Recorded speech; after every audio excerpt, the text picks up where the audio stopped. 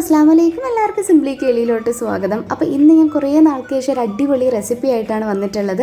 അത് നമുക്ക് വീട്ടിൽ തന്നെ വളരെ സിമ്പിളായിട്ട് ചെയ്യാൻ പറ്റുന്ന ഒരു ചിക്കൻ ചുക്ക റെസിപ്പിയാണ്. അത് റെസ്റ്റോറൻറ്റിൽ നിന്ന് നമ്മൾ വാങ്ങി കഴിക്കുന്ന അതേ ടേസ്റ്റിൽ അല്ലെങ്കിൽ അതിനേക്കാളും ടേസ്റ്റിൽ നമുക്ക് വീട്ടിൽ വളരെ സിമ്പിളായിട്ട് ചെയ്ത് കഴിക്കാൻ പറ്റും. അപ്പോൾ എന്തായാലും വീഡിയോയിലോട്ട് പോകുന്നതിന് മുന്നേ നമ്മുടെ ചാനൽ ആദ്യമായിട്ടാണ് കാണുന്നതെങ്കിൽ നിങ്ങളുടെ റൈറ്റ് സൈഡിൽ ഇതുപോലൊരു സബ്സ്ക്രിപ്ഷൻ ബട്ടൺ ഉണ്ടാവും. അതൊന്ന് പ്രസ് ചെയ്യുക. അപ്പോൾ തൊട്ടടുത്തൊരു കുഞ്ഞ് ബെല്ലൈക്കൺ വരും, അതും പ്രസ് ചെയ്തിട്ട് ഓളൊന്ന് ഓപ്ഷൻ കൊടുക്കുക. അപ്പോൾ ഞാൻ അപ്ലോഡ് ചെയ്യുന്ന എല്ലാ വീഡിയോസും നിങ്ങൾക്ക് മിസ് ചെയ്യാതെ കാണാൻ പറ്റും. ഇനി നമുക്ക് റെസിപ്പിയിലോട്ട് പോവാം. അപ്പോൾ ഞാനിവിടെ ഏകദേശം 1.5 കിലോയോളം ചിക്കൻ എടുത്തിട്ടുണ്ട്. അപ്പോൾ നന്നായിട്ട് കഴുകി ആ വെള്ളമൊക്കെ ഒന്ന് മാറി നമുക്ക് അരിപ്പ് വെച്ചിട്ടൊന്ന് അരിച്ചെടുക്കാം. അപ്പോൾ നന്നായിട്ട് ഫ്രഷ് ആക്കി എടുത്തിട്ടുള്ള ചിക്കൻ ഉണ്ട്. ഇനി ഇതിലോട്ട് നമ്മൾ ചേർത്ത് കൊടുക്കുന്നത് ഏകദേശം 1 ടേബിൾ സ്പൂണോളം നല്ല തൈര് ചേർത്ത് കൊടുക്കുന്നുണ്ട്. കട്ടത്തൈര് ഉണ്ടെങ്കിൽ അത് ചേർത്ത് കൊടുക്കുക. ഇനി ഇതിലോട്ട് 1/2 ടീസ്പൂൺ കുരുമുളക് പൊടി, 1/4 ടീസ്പൂൺ മഞ്ഞൾപ്പൊടി, ആവശ്യത്തിന് ഉപ്പ്. ഇനി ഇതെല്ലാം കൂടെ ചേർത്ത് നന്നായിട്ടൊന്ന് മിക്സ് ചെയ്തെടുക്കാം. അപ്പോൾ ഈ ഒരു റെസിപ്പിക്ക് ഒരുപാട് മസാലയുടെ ആവശ്യമൊന്നുമില്ല. ഇതിൽ മെയിനായിട്ട് ചെയ്യുന്ന 1-2 സ്റ്റെപ്പ് ഉണ്ട്, അത് കറക്റ്റായിട്ട് ചെയ്താൽ മാത്രം മതി. അപ്പോൾ ഒരുപാട് മസാലയൊക്കെ ചേർത്ത് ചെയ്യുന്ന ഒരു റെസിപ്പിയല്ല, വളരെ സിമ്പിളായിട്ടും ഈസി ആയിട്ടും ചെയ്ത് കഴിക്കാൻ പറ്റുന്ന ഒരു റെസിപ്പിയാണ്. അപ്പോൾ ഇതുപോലെ നന്നായിട്ട് യോജിപ്പിച്ചെടുത്തിട്ടുണ്ട്. ഇനി നമുക്കിതൊരു സൈഡിലോട്ട് മാറ്റി വയ്ക്കാം. അപ്പോൾ ഈ ഒരു സമയം കൂടെ നമുക്ക് വേറൊരു മെയിൻ സ്റ്റെപ്പും കൂടെ ചെയ്തെടുക്കാനുണ്ട്.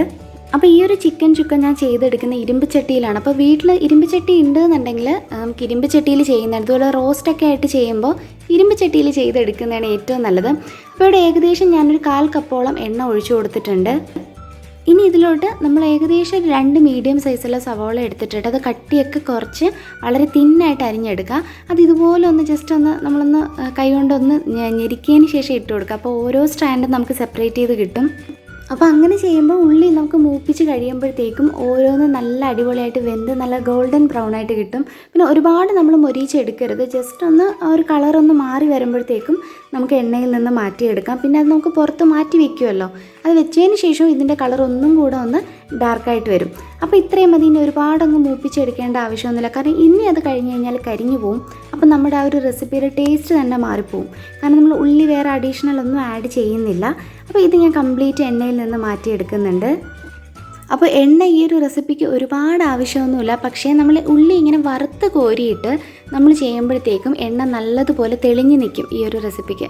അപ്പോൾ എന്തായാലും ബാക്കിയുള്ള എണ്ണയിലോട്ട് ഞാൻ ഏകദേശം ഒരു 2 ടേബിൾ സ്പൂണോളം ഇഞ്ചി വെളുത്തുള്ളി പേസ്റ്റ് ചേർത്ത് കൊടുത്തിട്ടുണ്ട്. അതിൻ്റെ പച്ചമണം ഒന്ന് മാറി വരുമ്പോൾ നമുക്കിതിലോട്ട് ഏകദേശം 2 ടേബിൾ സ്പൂൺ ഞാൻ നല്ല എരിവുള്ള കാശ്മീരി മുളക് പൊടി ചേർത്ത് കൊടുത്തിട്ടുണ്ട്.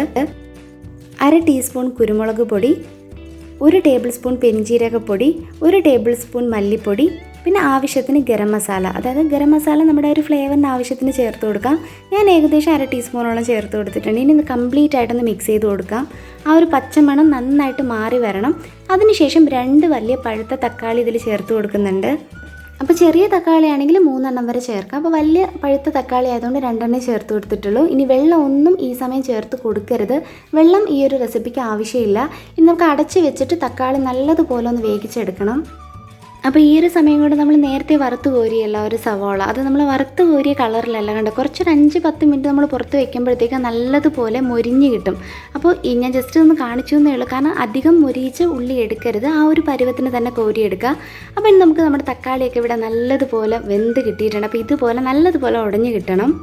നമുക്ക് വേറെ ഒന്നും ചേർക്കാനില്ല, മെയിനായിട്ടുള്ള ചിക്കൻ മാത്രമേ ചേർക്കാനുള്ളൂ. നമ്മൾ നേരത്തെ കുറച്ച് മസാലയൊക്കെ പുരട്ടി വെച്ചല്ലോ, ആ ഒരു ചിക്കൻ ഇവിടെ കംപ്ലീറ്റ് ആയിട്ട് ചേർത്ത് കൊടുത്തിട്ട് നന്നായിട്ടൊന്ന് മിക്സ് ചെയ്ത് കൊടുക്കാം. അപ്പോൾ ഞാൻ നേരത്തെ പറഞ്ഞത് നമ്മൾ വെള്ളം ഒന്നും ചേർത്ത് കൊടുക്കേണ്ട, കാരണം ഇതിൽ തന്നെ അതായത് ചിക്കനിൽ തന്നെ ആവശ്യത്തിനുള്ള വെള്ളം ഊർന്ന് വരും. അപ്പോൾ അതുകൊണ്ട് നമ്മൾ എക്സ്ട്രാ വെള്ളം ചേർത്ത് കൊടുക്കേണ്ട ആവശ്യമില്ല. അപ്പോൾ ഒരുപാട് ഇത് വെള്ളം കൂടിപ്പോവും ഈ ഒരു റെസിപ്പിക്ക്, കാരണം ചിക്കൻ ചുക്ക എന്ന് പറയുമ്പോൾ അത്യാവശ്യം നല്ല റോസ്റ്റായിട്ട് കിട്ടുന്നതാണ് എപ്പോഴും ടേസ്റ്റ്. പിന്നെ വെള്ളം വേണമെന്നുണ്ടെങ്കിൽ ചേർത്ത് കൊടുക്കാം കേട്ടോ. അപ്പോൾ ഇതുപോലെ നന്നായിട്ട് മിക്സ് ചെയ്തതിന് ശേഷം നമുക്ക് അടച്ച് വെച്ചിട്ട് ഒരു 15 മിനിറ്റോളം ഒരു മീഡിയം ഫ്ലെയിമിലിട്ടിട്ട് വേവിച്ചെടുക്കാം. അപ്പോൾ ഇരുമ്പ് ചട്ടിയിൽ ചെയ്തെടുക്കുമ്പോൾ എപ്പോഴും ഒരു സ്പെഷ്യൽ ടേസ്റ്റാണ്. ഇനിയിപ്പോൾ എന്ത് റെസിപ്പി ആണെങ്കിലും നല്ലൊരു ടേസ്റ്റാണ്, ഒരുപാട് എണ്ണയുടെ ആവശ്യവും വരില്ല. സാധാരണ നമ്മളിപ്പോൾ കുക്കറിലൊക്കെ ചെയ്യുന്ന വെച്ച് നോക്കിയാൽ.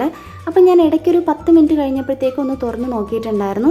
അപ്പോൾ ഏകദേശം ചിക്കനൊക്കെ ഒന്ന് പകുതി അല്ലെങ്കിൽ 1/4 വേവ് ആയി വന്നിട്ടുണ്ട്.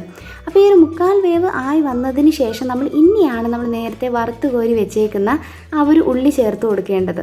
അപ്പോൾ നമ്മൾ ആദ്യമേ ഉള്ളി ചേർത്ത് കൊടുക്കരുത്, ചിക്കൻ ഏകദേശം ഒന്ന് വെന്ത് വരുമ്പോഴത്തേക്ക് മാത്രം ഈ ഒരു ഉള്ളി ചേർത്ത് കൊടുക്കുക.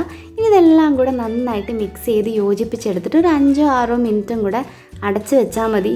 വളരെ സിമ്പിളായിട്ട് നമുക്ക് ചെയ്ത് കഴിക്കാൻ പറ്റുന്നൊരു റെസിപ്പിയാണ്. പിന്നെ അത് മാത്രമല്ല, നമ്മൾ സാധാരണ ചെയ്ത് കഴിക്കുന്ന റോസ്റ്റ് വെച്ച് നോക്കിയാലും ചിക്കൻ കറി വെച്ച് നോക്കിയാലും ഒക്കെ ഒരു പ്രത്യേക ടേസ്റ്റാണ് ഈ ഒരു റെസിപ്പിക്ക്.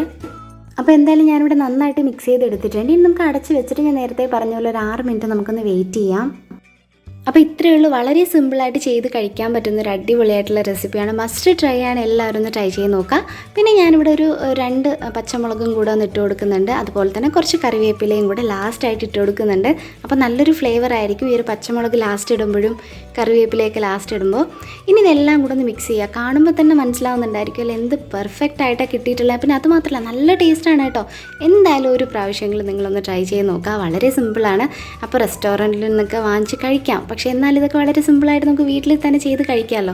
അപ്പോൾ ഒരു പ്രാവശ്യമെങ്കിലും ഒന്ന് ട്രൈ ചെയ്ത് നോക്കാം. അപ്പോൾ ഇപ്പോൾ അത്യാവശ്യം ഒരു ചെറിയൊരു അതായത് സെമി തിക്കായിട്ടാണ് ഇരിക്കുന്നത്. അപ്പോൾ നമുക്ക് നല്ലപോലെ കുറുകണം എന്നുണ്ടെങ്കിൽ ഒന്നും കൂടെ കുറുക്കിയെടുക്കുക. അപ്പോൾ ഞാൻ എന്തായാലും ഈ ഒരു പരുവത്തിൽ ഫ്ലെയിം ഓഫ് ചെയ്തിട്ട് അടച്ച് മാറ്റി വെക്കുന്നുണ്ട്. കാരണം നമ്മൾ ഈ ഒരു രീതിയിൽ, അതായത് ഇപ്പോൾ കാണുന്നുണ്ടല്ലോ, ഈ ഒരു രീതിയിൽ നമ്മൾ അടച്ച് വെച്ചാലും തണുത്ത് കഴിയുമ്പോൾ നല്ലതായിട്ട് ആ ഒരു ചിക്കനിലൊക്കെ മസാല നന്നായിട്ട് പിടിച്ചിട്ടുണ്ടാവും. നമ്മൾ ഒരുപാട് റോസ്റ്റ് ചെയ്തിട്ടാണ് ഫ്ലെയിം ഓഫ് ചെയ്യുന്നതെന്നുണ്ടെങ്കിൽ പിന്നെ നമുക്ക് ഒരു ചപ്പാത്തിയുടെ കൂടെ കഴിക്കാനായിട്ട് കറി ഉണ്ടാവില്ല, അത്രയ്ക്ക് ഡ്രൈ ആയി പോവും. അപ്പോൾ എന്തായാലും ഈ ഒരു പരുവത്തിൽ ഞാൻ അടച്ച് വെക്കുന്നുണ്ട്. ഇനി നമുക്ക് തണുത്തതിന് ശേഷം ഞാൻ കാണിക്കാം. അപ്പോൾ എത്രത്തോളം ഇത് ആ ഒരു ഇറച്ചിയിലൊക്കെ പിടിച്ചിട്ടുണ്ടെന്ന് നമുക്ക് മനസ്സിലാവുമല്ലോ. അപ്പോൾ നമുക്ക് ഞാൻ നേരത്തെ പറഞ്ഞ പോലെ നന്നായിട്ട് നമുക്ക് പെരണ്ട് കിട്ടണം എന്നുണ്ടെങ്കിൽ കുറച്ചും കൂടെ നിങ്ങളൊന്ന് വറ്റിച്ചെടുക്കുക. ഇപ്പോൾ 1/2 മണിക്കൂർ കഴിഞ്ഞിട്ടുണ്ട്. ഞാൻ നേരത്തെ പറഞ്ഞില്ലേ, തണുത്തതിന് ശേഷം ഇതുപോലെ ചിക്കനിൽ നന്നായിട്ട് മസാലയൊക്കെ പിടിച്ചിട്ടുണ്ടാവും. അപ്പോൾ എന്തായാലും ഈ ഒരു റെസിപ്പി എല്ലാവർക്കും ഇഷ്ടപ്പെട്ടു എന്ന് വിചാരിക്കുന്നു. വീഡിയോ ഇഷ്ടപ്പെട്ടാൽ ലൈക്ക് ചെയ്യാനും കമൻറ്റ് ചെയ്യാനും മറക്കരുത്. Stay at home, stay healthy. Thanks for watching. See you in another video. അസ്സലാമു അലൈക്കും.